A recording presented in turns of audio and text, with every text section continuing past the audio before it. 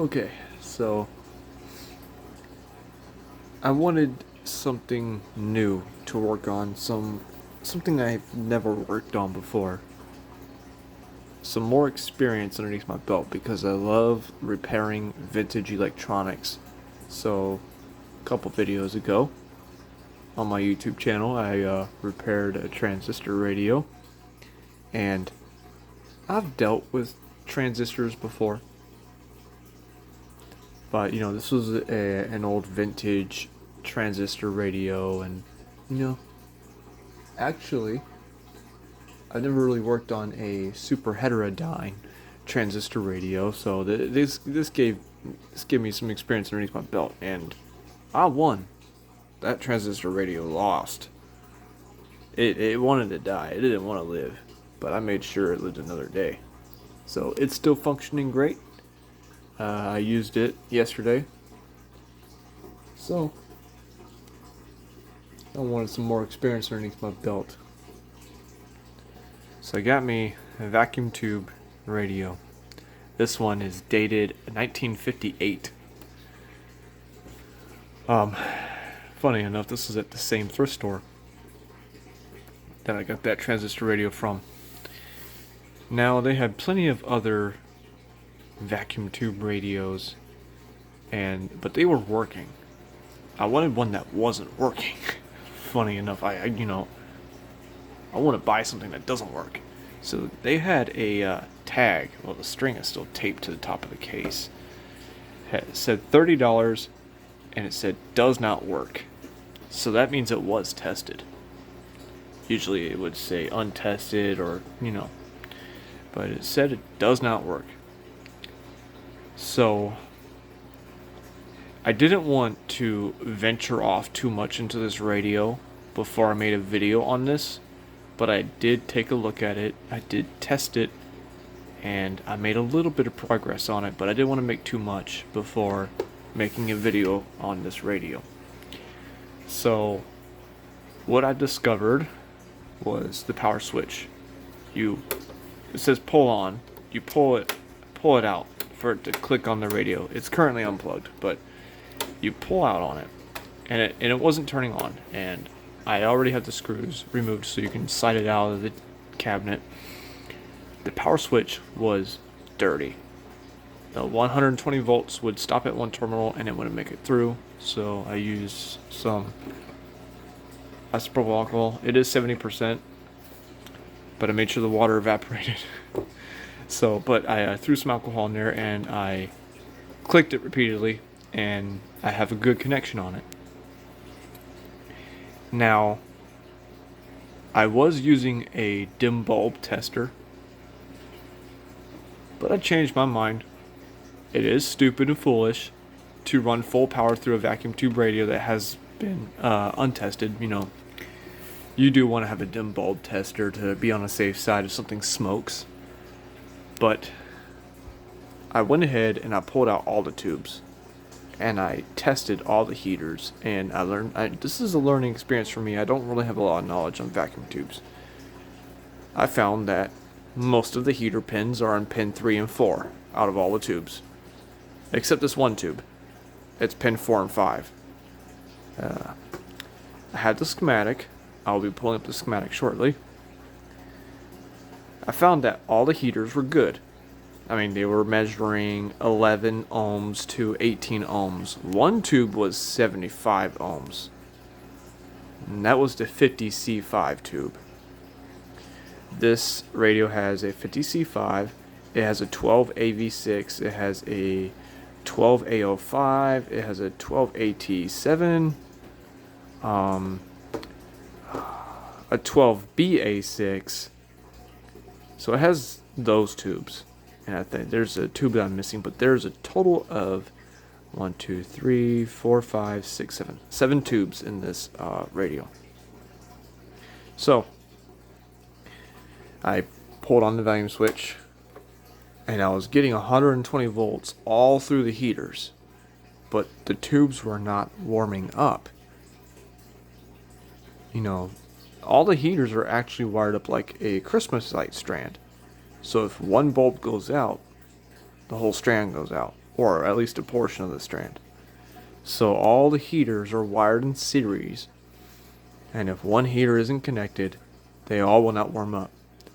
But I was measuring 120 volts going across all the heaters, but there was no closed circuit. It was open, so there wasn't a connection to actually heat up the heaters. So let me go ahead and get this schematic pulled up, and I'll show you guys what I'm talking about. Alright. So, funny enough, this is running Linux. Actually, this laptop used to run Windows 11, and Windows 11 beat the hell out of this laptop. This laptop only has a simple mobile processor sized, it has like a cell phone sized motherboard up in the corner, and it has a little quad core with 4 gigs of RAM. Windows 11 ran like crap on this thing. It came with Windows 11, but yeah, threw up Linux Mint on this, and I'm new to Linux, and I've been experimenting with it because Windows 11 is going down the crapper right now. But other than that, this has a similar user interface. I set it up like that. Linux Mint can be set up like with the start menu over here, but anyways, getting off topic here. So let's go ahead and pull up the schematic here.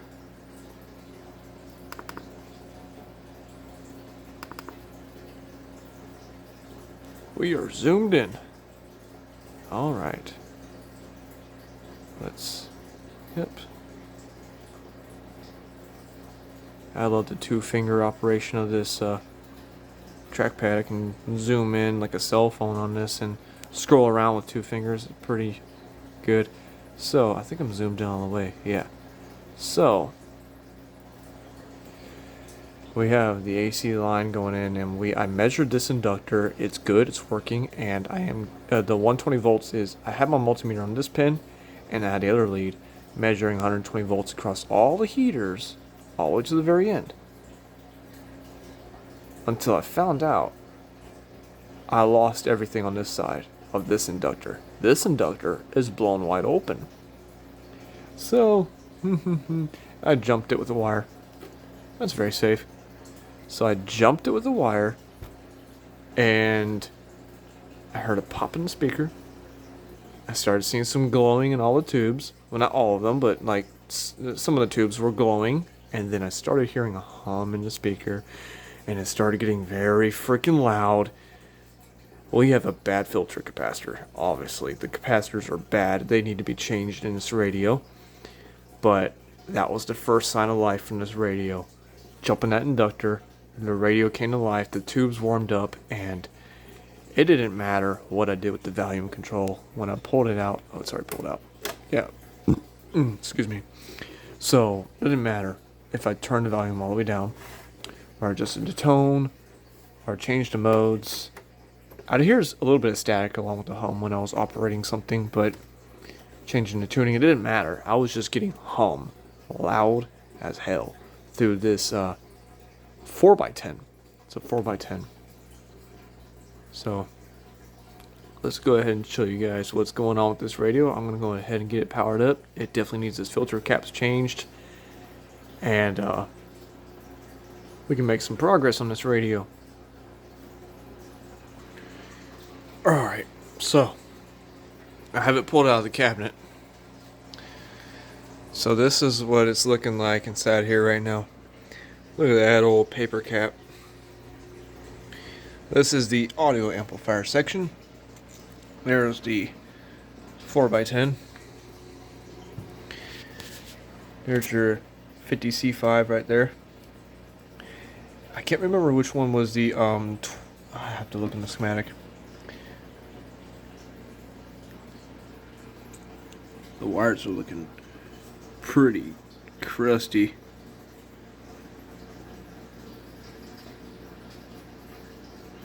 Turn on the flashlight there. Yeah, it looks pretty good there.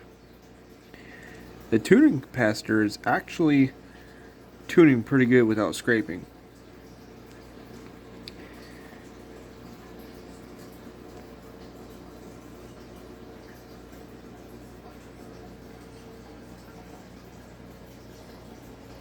So, this component right there, the white component, is the inductor that is open.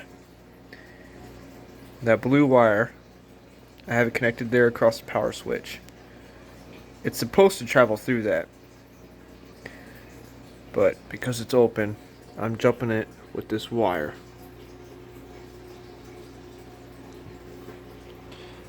And it's going to connect right here to the back of this power switch, and conveniently for me, there's a tiny pinhole that I can stick the wire into, and this radio will come alive and hum away and tell me, hey bozo, you need to put some new capacitors in me. So I'm going to go ahead and turn off the light, and you'll see the tubes glow.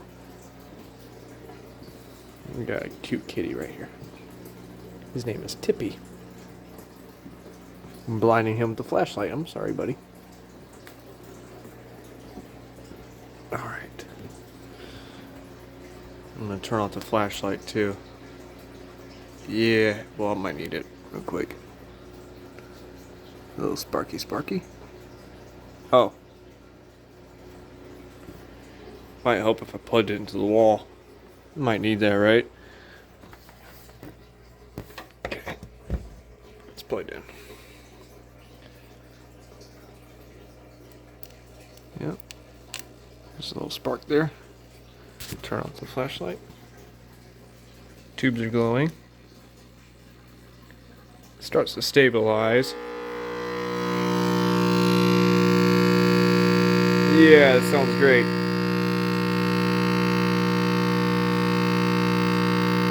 I've had it on for a while and I never really noticed anything smoking or burning, so I think I'm safe there. There's the tuner. This is FM AM and the phono input, the tone, and the volume. Power switch works.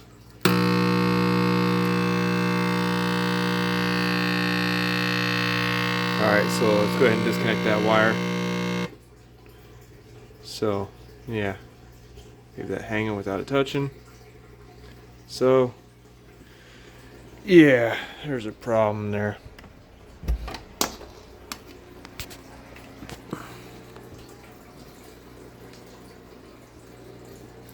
And I looked at the speaker because it sounds like it's overworking that speaker. Like it's stressing the speaker out. But the speaker is barely visibly moving.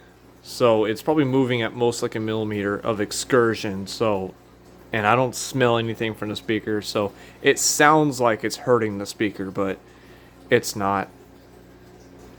It's actually a pretty good performing 10-inch speaker, I'll give it that. And it'll probably sound pretty good inside the cabinet when I get it working good. But that is the progress on this radio. I haven't made much progress on it. So I'm showing you guys the beginning stages of a vacuum tube radio that I'm learning on. All the tubes are warming up. That's a good sign.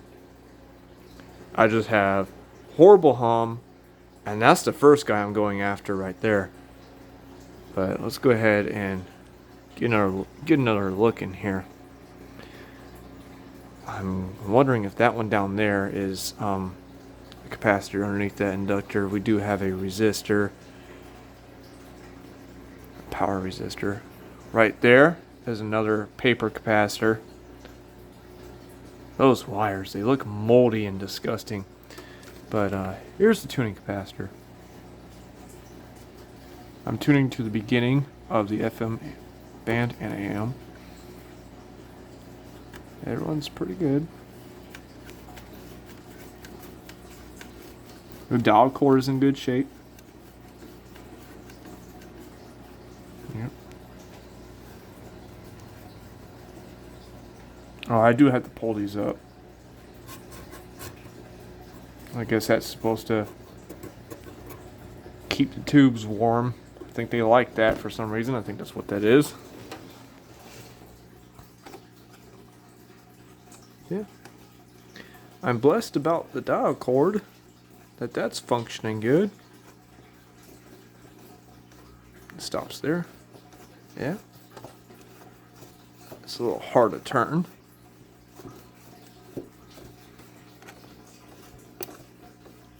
It stops there. That's good.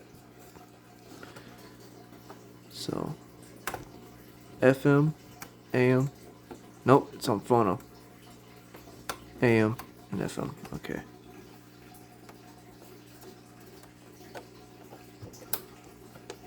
I don't have it plugged in at the moment, so. Alright, so that's this radio.